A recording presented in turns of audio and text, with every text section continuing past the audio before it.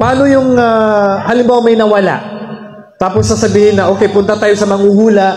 Uhulaan niya kung saan napunta yung kalabaw. Sinong nagnakaw ng manok? Sinong nagnakaw ng pera? Supod pa na maya, batiyan sa surat Yasin ka, nung katawan tayo ni na nagkaw. Na bid'a yun. Bid'a. Nung na Yasin. Ikadua, pangalawa, magpapakulo ng tubig tapos ipapasok daw yung kamay sa mainit na tubig pag hindi daw nasunog yung kamay na hindi daw magnanakaw. Na pag nasunog yung kamay mo na magnanakaw ka, piyantay mo na matutong ilimanin. Kaya talagang kumukulo yun eh. Nakasinditan tayo na rin kamay ito Hindi po pwede yun. Kasi ang panguhula sa Islam ay shirk. Hindi pwedeng hulaan yun. Pero tandaan niyo mga kapatid, especially sa mga kababaihan, bawal magpahula. Bawal mag-download ng apps na huhulaan anong zodiac sign mo. Ano ka ba? Leo? Ano pa yung iba?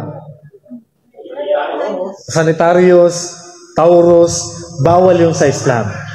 Sabi ng propeta sallallahu alaihi wasallam, man ata'arrafan aw kahinan pasa'alahu an shay'in lam tuqbal lahu salatun 40 yawman. Imagine pag pumunta ka sa manghuhulat, magtatanong ka lang. Magtatanong ka lang. Pero wala kang intensyon na maniwala. Wala kang planong maniwala na di ka talimay sambayang ka sa patpulugay. Inunta minitsa ka mo.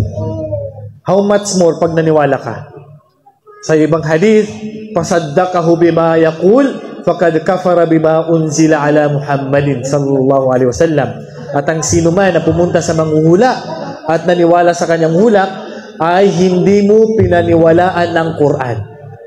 Yan man pinandalabot ng kasukuran na namin makalido sa ginawa. So tao abot sa sambayang putegal, inunta na abot sa puto. Na namin, di nagkapakayanan ko na, pagsimbulan kay simban ka, luka ba sa puto ka.